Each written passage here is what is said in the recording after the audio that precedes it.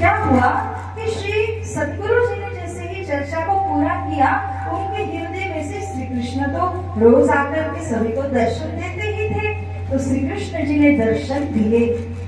और उस दिन ऐसा हुआ कि हीरबाई माता जो रसोई घर में रसोई पका रही थी, उनके पास एक बड़ा सा वो कढ़ाई बोलते हैं ना, जिसमें माताएं बहनें दाल वगैरह बनाती है, वो कढ़ाई में होल पड़ गया, छिद्र बन गया। और वो छिद्र बन जाने की वजह से पानी सारा टपक टपक के चूल्हे में जाने लगा, तो चूल्हा जो है वो बुझ जाता है, वो जलाती है वो बुझ जाता है, दाल पकी नहीं पा रही थी। ऐसा करते करते चर्चा पूरी हुई, कृष्ण जी प्रकट भी हो गए सद्गुरु जी के हृदय धाम में से, लेकिन यहाँ भोजन तैयार नहीं हुआ था, भोग कैसे लगता। तो इस प्रकार से जब श्री कृष्ण जी प्रकट हो गए तो वो जाते हैं अंदर रसोई घर में, और जाकर के देखा हीरबाई बड़ी परेशान थी क्योंकि दाल बनी नहीं पा रही थी।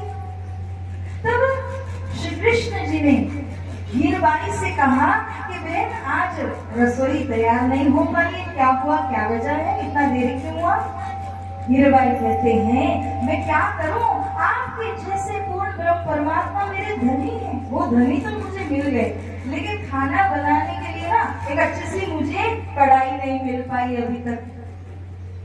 जैसे ये शब्द सुने तो तुरंत दूसरे ही दिन जब से कृष्ण जी प्रकट हुए, उन्होंने आकर के हीरबाई माता जी को एक कढ़ाई दे दी, मगर वो कढ़ाई कैसी थी पता है, सोने की कढ़ाई आकर दे दी, केवल एक ही डायलॉग में। तब हीरबाई माता को हुआ अभिमान,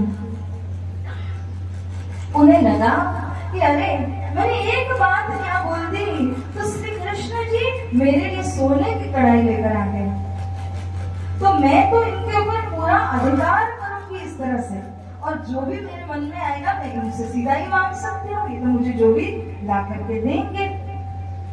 ऐसा सोच करके जो हीरबाई माता थी वो अब सद्गुरु जी की सेवा में से पीछे हटने लगी। क्या सोचा उन्होंने, श्री कृष्ण मेरे साथ हैं तो मुझे सेवा भी क्यों करना चाहिए, मैं सीधा ही कृष्ण जी से कहूंगी, वो सब कुछ मेरे लिए कर देंगे।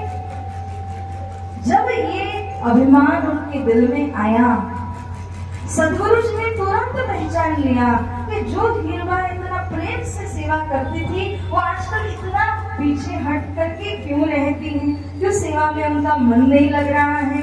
जब उन्होंने यह पहचान लिया तब सद्गुरु जी समझ गए कि ये कारण है, गर्व हुआ है उनको।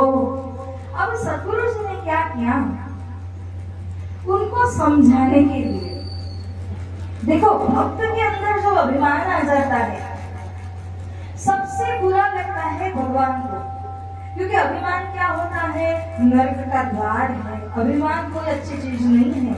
इसलिए भगवान क्या करते हैं कि जब भी उनके भक्त के अंदर अभिमान आ जाए तो उस अभिमान को वो स्वयं ही निर्मूल कर देते हैं। तो इस प्रकार से जब यहाँ हीरबाई माता जी को गर्व हुआ तो उस गर्व के अंदर सद्गुरु जी ने सोचा कि मेरी हीरबाई सती को इस तरह से गर्व तो नहीं होना चाहिए था, परंतु हुआ है। तो उन्होंने क्या किया, एक दिन माता जी ने रसोई को तैयार कर लिया। उस समय हीरबाई माता आती है और आकर के श्री सद्गुरु जी को इशारा करती हैं कि सद्गुरु महाराज जी रसोई तैयार है, अब आप चर्चा को विराम दे दीजिए ताकि सभी आगे बढ़ेंगे। तब श्री सद्गुरु जी ने कहा कि हाँ मैं चर्चा पूरी करता हूँ, लेकिन थोड़ी सी देरी है मुझे। जब ऐसा कहा तो हीरबाई ने सोचा तब तक मैं क्या करूं, श्री कृष्ण जी को मैं बुला करके भोजन करा दूं, किसी बहाने एकांत में बातें हो जाएंगी। तो हीरबाई माता जी श्री कृष्ण जी को आह्वान करने लगी, हे कृष्ण आप आइए ना, आप भोजन करिए ना। तो कृष्ण नहीं आए, क्यों नहीं आए सोचते रहना, श्री कृष्ण नहीं आए। फिर थोड़ी तो हीरबाई माता जी वापिस से कहाँ गए, सद्गुरु जी के पास। सद्गुरु जी को जाकर के उन्होंने इशारा किया। अरे सदगुरु जी भोजन तैयार है, ठंडा पड़ रहा है, तो अब आप चर्चा को विराम दे दीजिए, आप आ जाइए भोजन करने के लिए। परंतु सदगुरु जी कहते हैं कि नहीं, अभी भी मुझे देरी है, आप जाइए, श्री कृष्ण जी को आरोग्य दीजिए, मैं आऊंगा। फिर से वे गए, आह्वान किया, किंतु श्री कृष्ण जी प्रकट नहीं हुए। जब वो प्रकट नहीं हुए ना, माता जी परेशान हो गई, अरे ये क्या हो रहा है, क्यों आज श्री कृष्ण जी नहीं आ रहे हैं। ये सोच करके आंखें देखो तो लाल लाल हो गई थी। अब तीसरी बार गए ना सदगुरु जी के पास, तब सदगुरु महाराज समझ गए हीरबाई ने पूरी कोशिश कर ली है, परंतु कृष्ण प्रकट नहीं हुए हैं, इसीलिए अब मैं चर्चा को विराम देता हूँ। जैसे सदगुरु जी ने जयकार लगाया, चर्चा को विराम दिया, नीचे पड़ी हुई पादुका होती है ना चरण दासी, वो चरण पादुका को उन्होंने जैसे ही धारण किया, कृष्ण जी प्रकट हो गए। कृष्ण कन्हैया लाल की जय। श्री कृष्ण तुरंत सदगुरु जी के हृदय में से प्रकट हो गए।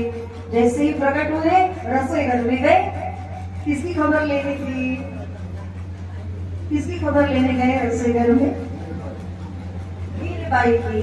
हीरबाई की खबर लेने के लिए लोग रसोई घर में पहुंचे। अब आज तो हीरबाई पास ही नहीं आ रही है कृष्ण जी के, रोज तो आकर के बड़ा जिमाती थी अच्छे से, मगर आज तो पास ही नहीं आ रही है। उस समय में श्री कृष्ण जी ने कहा, क्या हुआ देवी, क्यों परेशान लग रहे हो आप। तो कहा, मैंने इतनी बार आपको आह्वान किया, आ नहीं सकते थे, कब से मैं आपको बुला रही थी। तब श्री कृष्ण क्या कहते हैं, ध्यान से सुनिएगा। श्री कृष्ण जी कहते हैं, चर्चा में समय लग रहा था, चर्चा में देरी थी, इसीलिए मैं भी नहीं आ सकता था। सतगुरु महाराज की, आप समझ गए, श्री कृष्ण और श्री सतगुरु अलग है क्या,